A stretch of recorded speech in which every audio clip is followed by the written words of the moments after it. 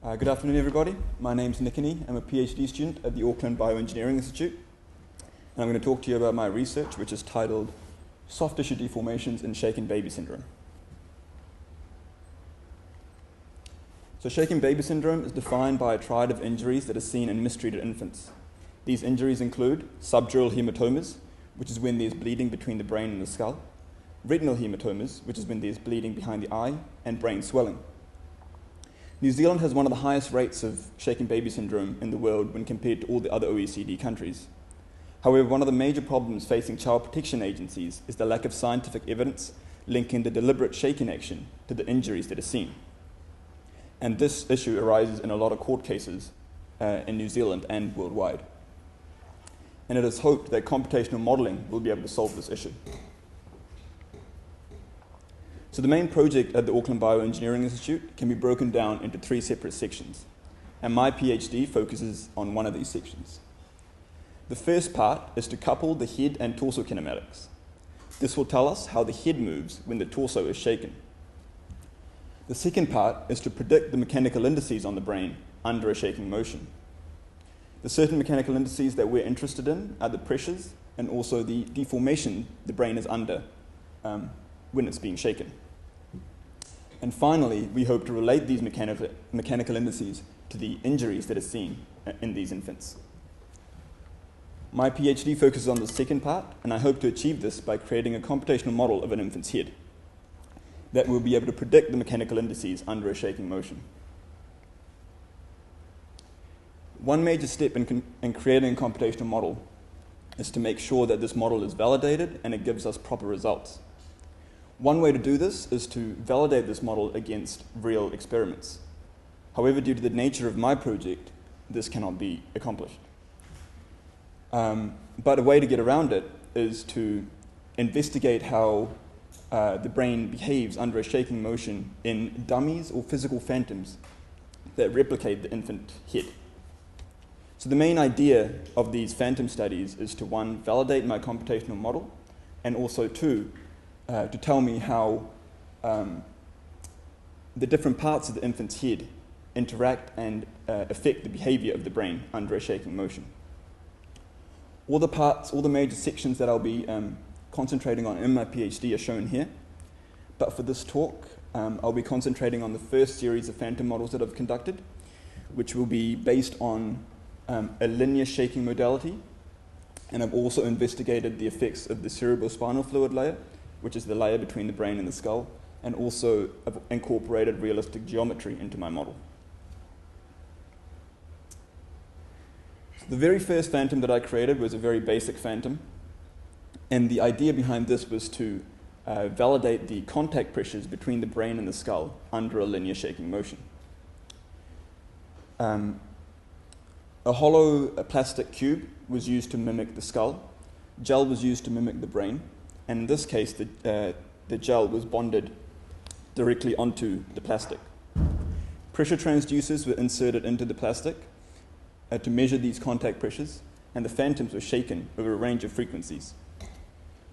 An analytical model was also created. This is a mathematical solution to give us the pressure difference between 2 points inside the gel. And finally, a computational model was created in a software program called ANSYS, which replicated the phantom model. This computational model was also shaken over a range of frequencies, and the contact pressures were solved for. And the idea behind this was to validate the results that we got from our computational model by using the measurements from our analytical model and our phantom model. And you can see that validation in this graph here. So 2 things to take note from this graph is the square relationship that pressure has with the frequency of shaking. This is what we expected from our analytical model. And the second point to take note is that there's a very good match between the phantom model, computational model, and our analytical model. And due to this, we decided to increase the complexity of our phantom a bit further. So the second phantom that I created investigated the effect of the cerebrospinal fluid layer on the pressure distribution. And and I also wanted to validate the internal pressures that were experienced in the gel. So again, a phantom was created using a hollow plastic cube to model the skull. Gel was used to model the brain, and water was used to mimic the cerebrospinal fluid. Pressure transducers were inserted inside the gel and also in the contact regions, and the phantom was shaken over a range of frequencies. An analytical model, which was used in the previous case, was also valid in this case as well. And finally, ANSYS was used again to create the computational model of the phantom. The main difference between this computational model and the previous computational model is that in the previous model, the brain was directly bonded onto the gel was directly bonded onto the plastic, whereas in this case, there's a frictionless or slip layer between the brain and the cerebrospinal fluid. And we wanted to validate that interaction. So again, we used the results that we got from our analytical model and our phantom model to validate the solutions that we got in our computational model. And you can see that there was, again, a very good match. So we were happy to go a step further and increase the complexity of our computational model a bit more. So the next step that we wanted to incorporate was to bring in more realistic geometry into our computational model. MRI scans were obtained from the Auckland hospital, and using these MRI scans, the brain stem, optic nerves, cerebrospinal fluid were all segmented using a program called ITK-SNAP. Once these were segmented, the images were then processed, and the final image was brought into, the final 3D image was brought into the ANSYS environment, where we could perform shaking experiments. To make it a bit more realistic as well, realistic linear displacements were obtained from shaking experiments that we conducted earlier, and this was used as a bounding condition in our model. You can see some of the results that we obtained from these experiments. And to give a more meaning to the 17.3 kilopascals that I got from a 3 Hz shake, that's about 1/10 of the pressure observed when an Olympic boxer, from a punch from an Olympic boxer. This kind of brought a close to the first series of phantom models that I investigated. So from all these experiments, we figured out that the pressure gradients have a square relationship with the frequency of the shake.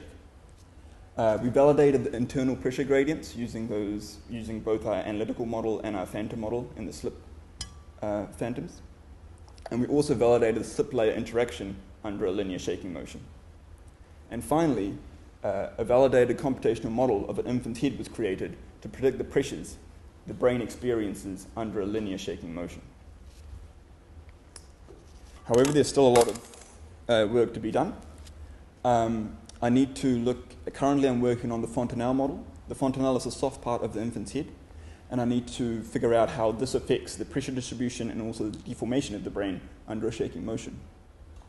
I also need to go back to the slip model and figure out how this affects, how the slip model is changed when more realistic shaking profiles are introduced. And finally, I need to incorporate tethered links into my computational model. These are the links between the brain and the skull, and the main ones I'll be concentrating on are the brain stem and the optic nerves. And finally, I hope to be able to predict the mechanical indices on the infant brain under a shaking motion. I'd also like to take this opportunity to thank all my supervisors and my advisors and all the staff and students at the Auckland Bioengineering Institute. Thank you.